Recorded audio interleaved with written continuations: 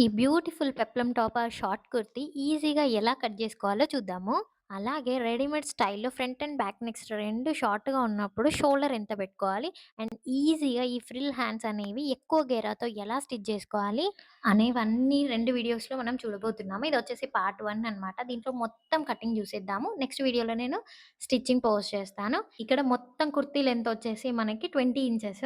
ఆ 20 ఇంచెస్‌లోంచి 10 ఇంచెస్ వచ్చేసి బాడీ పార్ట్‌కి, 10 ఇంచెస్ ఏమో కింద ఫ్రిల్స్ పార్ట్ ఉంది కదా! అంటే బాటమ్ పార్ట్‌కి. సో, ముందుగా మనం బాడీ పార్ట్ కట్ చేసుకుందాము. ఇక్కడ ఫ్రంట్ పార్ట్, బ్యాక్ పార్ట్ ఒకేసారి కట్ చేసుకోవడం కోసం నేను 4 పొరల మీద ఉన్న ఫ్యాబ్రిక్ అనేది తీసుకున్నాను. అండ్ పొడుగొచ్చేసి మనకు గావాల్సింది 10 ఇంచెస్ కదా! దానికి ఒక 1 ఇంచ్ ఎక్స్‌ట్రాగా తీసుకుంటే సరిపోతుంది. వెడల్పొచ్చేసి మనకి ఎంతైతే చెస్ట్ రౌండ్ ఉందో దాన్ని మనం నాలుగో భాగం తీసుకుంటాం గదా! దానికి ఖర్చులతోని కలుపుకొని తీసుకుంటే మనకి కరెక్ట్‌గా ఫ్యాబ్రిక్ అనేది సరిపోతుంది. ఇలా మనం బాడీ పార్ట్‌కి ఫ్యాబ్రిక్ అనేది తీసుకోవాలి. మనం ఇక్కడ 10, 11 ఇయర్స్ పాప కోసం బాడీ మెజర్‌మెంట్స్‌తోని కట్ జేస్తున్నాం. బాడీ మెజర్‌మెంట్స్ తీసుకున్న తర్వాత ఎలా కాలిక్యులేట్ జేయాలి? ఎక్కడున్న మెజర్‌మెంట్స్‌తోని మనకెంతొచ్చిందనేది నేను పైన డిస్‌ప్లే చేస్తాను. సో, ఈ మెజర్‌మెంట్స్‌తోని మనం ఇప్పుడు కటింగ్ అనేది చేయబోతున్నాము. మనకి చెస్ట్ రౌండ్ డివైడెడ్ బై 4 చేసుకుంటే 7 వచ్చింది. వేస్ట్ రౌండ్ డివైడెడ్ బై 4 చేసుకుంటే మనకి 6.5 వచ్చింది. ఇక్కడ ఫుల్ షోల్డర్ ఖచ్చితంగా తీసుకోవాలి. నేనెప్పుడు కట్ చేసినా ఫుల్ షోల్డర్‌తోనే మనం షోల్డర్ అనేది అడ్జస్ట్ చేస్తాను కదా! మన మెథడ్‌లో. ఇక్కడ ఫుల్ షోల్డర్ వచ్చేసి 13 ఇంచెస్. మనం డివైడెడ్ బై 2 చేసుకోవాలి. చెస్ట్ రౌండ్, వేస్ట్ రౌండ్ ఎప్పుడైనా 4తో డివైడ్ చేసుకోవాలి. ఫుల్ షోల్డర్ వచ్చేసి 2 తోని డివైడ్ చేసుకోవాలి. సో, ఇక్కడ ఫుల్ షోల్డర్ మనకి 6.5 వచ్చింది. ఆ 6.5ని నేను చూపిస్తున్నట్టుగా ఇక్కడ ఫోల్డింగ్ దగ్గర నుండి ఇలా పెట్టేసుకొని టేప్ ఇట్లా 2 ప్లేసులలో మార్కింగ్ అనేది చేసుకోండి. ఇక్కడ ఇలా 2 మార్కింగ్స్ చేసుకోవడం వల్ల మనం ఆర్మ్ హోల్ కర్వ్ కోసం లైన్ గీసినప్పుడు స్ట్రెయిట్‌గా వస్తుంది. Next body part length marking చేసుకోవడం కోసం మనకు గావాల్సిన లెంత్ 10 ఇంచెస్ అయితే ఒక 1 ఇంచ్ అనేది ఖర్చుల కోసం యాడ్ చేసుకుంటున్నాను. ఇలా 2 మార్కింగ్స్ చేసుకొని స్ట్రెయిట్‌గా ఒక లైన్ గీసేసుకోండి. ఇప్పుడు ఆర్మ్ హోల్ లెంత్ మార్కింగ్ చేసుకోవడం కోసం మన షోల్డర్ ఎంతైతే మార్కింగ్ చేసుకున్నామో అదే మెజర్‌మెంట్‌ని ఇక్కడ టేప్ ఇట్లా తిప్పేసుకొని మార్కింగ్ చేసుకోండి. ఇక్కడ షోల్డర్ మనం 6.5కి మార్కింగ్ చేసుకున్నాం కదా! సో, ఆర్మ్ హోల్ లెంత్ కూడా 6.5కి మార్కింగ్ చేసుకోవాలి. ఇలా నేను చూపిస్తున్నట్టుగా ఇక్కడ ఇలా ఎల్ షేప్‌లో ఈ మార్కింగ్స్ అన్నిటిని కలుపుకుంటూ ఇలాగా గీసేసుకోవాలి. ఇక్కడ మనమెప్పుడు ఫుల్ షోల్డర్ మార్కింగ్ జేసుకున్నా సరే, ఈ ఆర్మ్ హోల్ లైన్ ఏదైతే ఉందో దీన్ని ఇట్లా ఒక హాఫ్ ఇంచ్ లోపలికి ఇట్లా క్రాస్‌గా మార్కింగ్ జేసుకోవాలి నేను జూపిస్తున్నట్టుగా. ఇక్కడ ఇలా మనం క్రాస్‌గా గీసుకోవడం వల్ల మనకి ఫిట్టింగ్ అనేది మంచిగా వస్తది. ఎక్కువ ముడతలు రాకుండా. ఇంకొకటొచ్చేసి ఖచ్చితంగా షోల్డర్ డౌన్ అనేది చేసుకోవాలి. ఈ షోల్డర్ డౌన్ గూడా మన మెజర్‌మెంట్స్ ప్రకారం మారుతూ ఉంటది. సో, నేనైతే ఇక్కడ హాఫ్ ఇంచ్‌కి మార్కింగ్ జేశాను. నెక్స్ట్ వచ్చేసి ఇక్కడ నేను రెడీ షోల్డర్‌కి 3 ఇంచెస్‌కి మార్కింగ్ చేసుకుంటున్నాను. ఈ 3 ఇంచెస్‌లోంచి మనకి arm hole side half inch, neck side పావించ్ అనేది మనకి ఖర్చులోకెళ్ళిపోతాయి. సో, మనకి 2.5 ఇంచుల షోల్డర్ అనేది రెడీ అవుద్ది. ఇంకా ఈజీగా చెప్పాలి అనంటే మీకు షోల్డర్ ఎంత రెడీ కావాలి అనుకుంటున్నారో దానికి ఒక ముప్పావు ఇంచ్ కలుపుకొని మార్కింగ్ చేసుకుంటే సరిపోతుంది.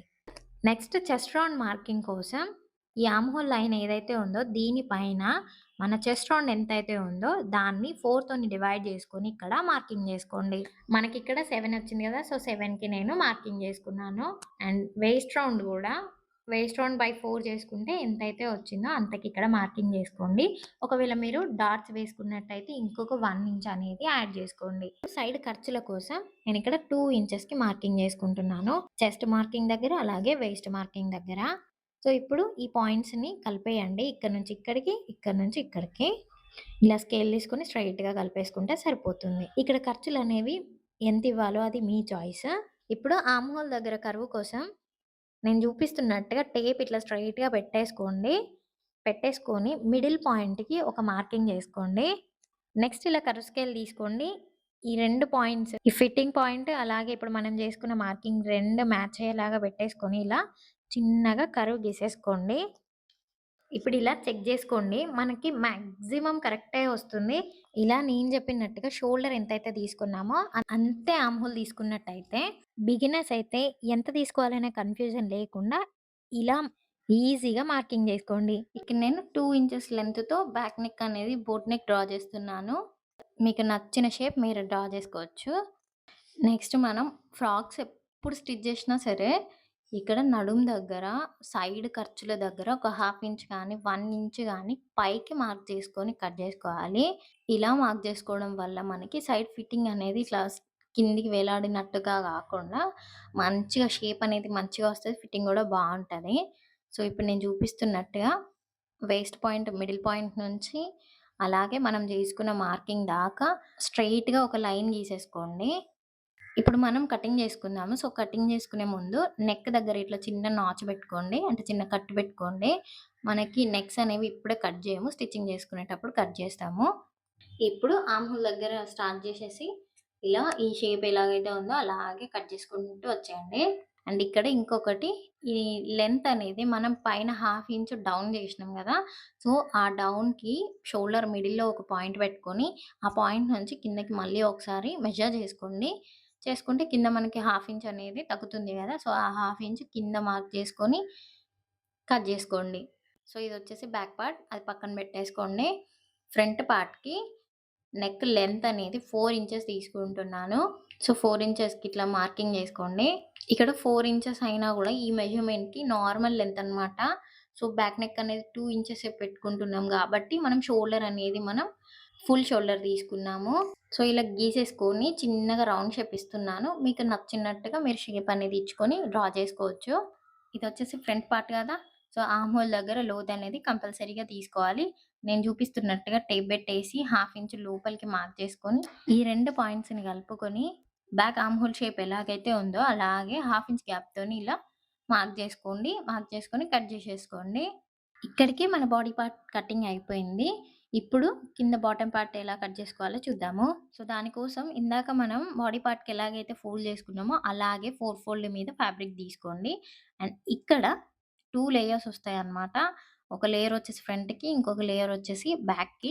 ఇక్కడ మనం బాడీ పార్ట్ ఎంతైతే విడ్త్‌తోని కట్ చేసుకున్నామో దానికి డబల్ వస్తదన్నమాట. ఇలా మనం ఫోల్డ్ చేసుకొని కట్ చేసుకోవడం వల్ల మరీ ఎక్కువ కుచ్చులు రావు. అలాగని మరీ తక్కువ కుచ్చిళ్ళు రావు. కరెక్ట్‌గా వస్తాయి. సో, మనం నార్మల్‌గా ఇలాంటి కుచ్చుల ఫ్రాక్స్ స్టిచ్ చేసినప్పుడు మన బాడీ పార్ట్ విడ్త్ అంటే బాడీ పార్ట్ వెడల్పు ఎంతైతే ఉందో దానికి డబల్ తీసుకుంటే సరిపోతుంది. ఫ్రంట్ కోసం, అలాగే బ్యాక్ కోసం. అండ్ లెంత్ వచ్చేసి నేను స్టార్టింగ్‌లో చెప్పినా గదా! మన బాటమ్ పార్ట్ లెంత్ గూడా మనకి 10 ఇంచెస్ రావాలి. సో, దానికోసం నేను 1½ ఇంచ్ ఖర్చుల కోసం యాడ్ చేసుకుంటున్నాను. ఎందుకంటే పైన హాఫ్ ఇంచ్ ఖర్చులోకి పోతది. కిందొచ్చేసి నేను 1 ఇంచ్ తీసుకుంటాను ఫోల్డింగ్‌లోకి. మనం డబుల్ ఫోల్డ్ చేసుకొని కుట్టుకుంటాం గదా! సో, దానికోసం మీరు కావాలి అంటే 1 ఇంచ్ గూడా తీసుకొని హాఫ్ ఇంచ్ ఫోల్డ్ చేసుకొని స్టిచ్ జేసుకోవచ్చు కింద. ఇలా మార్కింగ్స్‌ని కలుపుకొని స్ట్రెయిట్‌గా ఒక లైన్ గీసేసుకోండి. సో, ఇదే 11.5 ఇంచెస్‌కి ఇంకొక లేయర్ కట్ జేసుకోండి. దీంట్లోంచి ఒకటొచ్చేసి బ్యాక్‌కి, ఒకటొచ్చేసి ఫ్రంట్‌కొస్తాయన్నమాట. ఇలా 2, 3 ప్లేసెస్‌లో ఇలా స్ట్రెయిట్‌గా మార్కింగ్స్ చేసుకుంటే మనకి లైన్ అనేది స్ట్రెయిట్‌గా వస్తుంది. అంతే. అంతే బాడీ పార్ట్ కటింగ్ అయితే అయిపోయింది. ఇప్పుడు మనం స్లీవ్స్ కట్ జేసుకోవడం కోసం ఒకసారి బ్యాక్ పార్ట్ తీసుకొని పైన హాఫ్ ఇంచ్ వదిలిపెట్టుకొని నేను చూపిస్తున్నట్టుగా టేప్ తిప్పుకుంటూ మొత్తం మామూలు ఎంతైతే అంటే సైడ్ ఖర్చులతో సహా మెజర్ చేసుకోవాలి. ఇక్కడ మనకి ఎంతైతే వచ్చిందో అంతకి డబుల్ తీసుకుంటాం గదా! మన నార్మల్ స్లీవ్స్ విడ్త్ అనేది. ఇక్కడ మాత్రం మనం నార్మల్‌గా కట్ చేసుకునే విడ్త్ కంటే డబల్ తీసుకోవాలి. ఎందుకంటే ఇవి ఫ్రిల్స్ హ్యాండ్స్ కాబట్టి. ఇందాక మనం బాడీ పార్ట్ ఇందాక మనం బాటమ్ పార్ట్‌కి ఏ ఫోల్డింగ్ అయితే వేసుకున్నామో అది అలాగే ఉంచుకొని స్లీవ్స్ కోసం మార్కింగ్ చేసుకుంటున్నాను. ఇప్పుడిక్కడ స్లీవ్ లెంత్ మార్కింగ్ చేసుకుంటే సరిపోతుంది. నాకిక్కడ 3 ఇంచులతోని రెడీ అవ్వాలి స్లీవ్ అనేది. సో, దానికి ఒక 1 ఇంచ్ ఖర్చులకి యాడ్ చేసుకుంటున్నాను. ఇలా 4 ఇంచెస్‌కి మార్క్ చేసుకొని ఇక్కడ ఒక లైన్ గీసేసుకోండి. ఇలా 4 ఇంచెస్‌కి మార్క్ చేసుకొని ఒక లైన్ గీసేసుకోండి. ఇదొచ్చేసి ఒక స్లీవ్ అన్నమాట. ఇలాంటిది ఇంకొకటి మార్కింగ్ చేసుకోవడం కోసం ఇదే లైన్ నుంచి 4 ఇంచెస్‌కి ఇలా మార్కింగ్ చేసుకొని ఇక్కడ గూడా ఒక లైన్ గీసేసుకోండి. ఇదే లైన్ మీద ఇలా కట్ జేసుకోండి. మనం మామూలుగా అయితే ఇదే ఫోల్డింగ్ మీద పెట్టుకొని 2 స్లీవ్స్ ఒకేసారి కట్ జేసుకుంటాం గదా! సో, ఇప్పుడు మీకు అర్థమైందనే అనుకుంటున్నాను. 2 స్లీవ్స్ కట్ జేసుకునే ప్లేస్‌లో మనం ఒక స్లీవ్ కట్ జేసుకున్నాము. ఇక్కడికి మన లైనింగ్ పార్ట్ కటింగ్ అనేది అయిపోయింది. ఇప్పుడు మనం మెయిన్ ఫ్యాబ్రిక్ కటింగ్ జూద్దాము. మెయిన్ ఫ్యాబ్రిక్ పైన డిజైన్ ఎలాగైతే వచ్చిందో అది చూసుకొని దాన్ని బట్టి మనం ఇలా 4 ఫోల్డ్ అనేది వేసుకోవాలి. ఇక్కడ నేను 4 అంచులు 2 ఒక దగ్గరకొచ్చేలాగా ఫస్ట్ ఫోల్డ్ చేసుకొని, ఆ మధ్యలోకి ఇంకొక ఫోల్డ్ ఏసుకున్నాను. ఇక్కడ చూడండి కోరంచుల సైడ్‌న ఎంత ముడతలొస్తున్నాయో, ఇలాగే కట్ చేసుకుంటే మనకి కటింగ్ అనేది అంత బాగా రాదు. సో, కోరంచుల్ని తీసేసి ఇందాకట్లాగా ఫోల్డ్ చేసుకున్నాను మళ్ళీ. చూడండి 4 మడతల మీద ఉందిది. ఇక్కడ కింద వైపున ఇలా స్ట్రెయిట్‌గా లైన్ గీసేసుకోండి. ఎగుడు, దిగుడు ఉంటే ఏమన్నా కట్ చేసేసుకోండి. ఇప్పుడు మనం లెంత్ మార్కింగ్ జేసుకోవాల్సి ఉంటది. ఇక్కడ లెంత్ వచ్చేసి మనం లైనింగ్ పార్ట్‌కి లెంత్ ఎంతైతే తీసుకున్నామో ఇక్కడ గూడా అంతే తీసుకోవాలి. మనం మామూలుగా లైనింగ్ లెంత్ అనేది మెయిన్ ఫ్యాబ్రిక్ లెంత్ కంటే తక్కువ పెట్టుకుంటాం గదా! కానీ ఇక్కడ ఈ మెయిన్ ఫ్యాబ్రిక్ వచ్చేసి ట్రాన్స్‌పరెంట్‌గా ఉంది. అందులోను ఇది షార్ట్ కుర్తీ గదా! సో, 2 ఈక్వల్‌గా తీసుకుంటేనే బావుంటది. సో, అదే 11.5 ఇంచెస్‌తోని 2 ఫ్యాబ్రిక్స్ కట్ జేసుకోండి. ఒకటొచ్చేసి మనకి ఫ్రంట్‌కి, ఇంకోటొచ్చేసి మనకి బ్యాక్‌కి. అంటే సేమ్ లైనింగ్ పార్ట్ ఎలాగైతే కట్ చేసుకున్నామో అదేలాగా ఇది గూడా కట్ జేసుకోండి. ఇక్కడ పక్కన పిక్ యాడ్ చేస్తాను చూడండి. ఇక్కడొచ్చేసి మనకి 2 లేయర్ ఫ్రాక్ అన్నమాట. ఇప్పుడు మనం పెద్ద లేయర్స్ కట్ జేసుకున్నాం గదా! ఇప్పుడు మనం చిన్న లేయర్స్ కట్ జేసుకోవాలి. సో, వాటి కోసం నేను జస్ట్ ఒక 3 ఇంచెస్ అంటే ఇప్పుడు మనం 11 ½ ఇంచెస్ తీసుకున్నాం గదా! పెద్ద లేయర్ అనేది. సో, ఆ చిన్న లేయర్ వచ్చేసి ఒక 3 ఇంచెస్ తగ్గించి 8.5కి మార్కింగ్ జేసుకుంటున్నాను. ఈ 8 ½ ఇంచెస్‌లోంచి మనకి ఖర్చులోకి 1 ½ ఇంచ్ ఎళ్ళిపోతే 6 ½ తోని మనకి లేయర్ అనేది రెడీ అవుద్ది. Second layer. ఇక్కడ గూడా మనం 2 లేయర్స్ కట్ జేసుకోవాలి 8 ½ ఇంచెస్‌ది. ఒకటొచ్చేసి ఫ్రంట్‌కి, ఒకటొచ్చేసి బ్యాక్‌కి.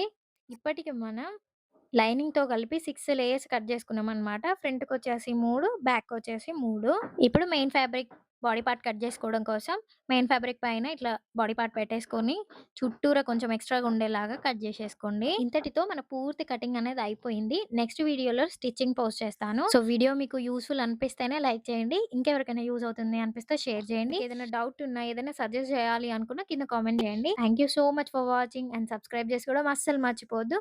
బాయ్.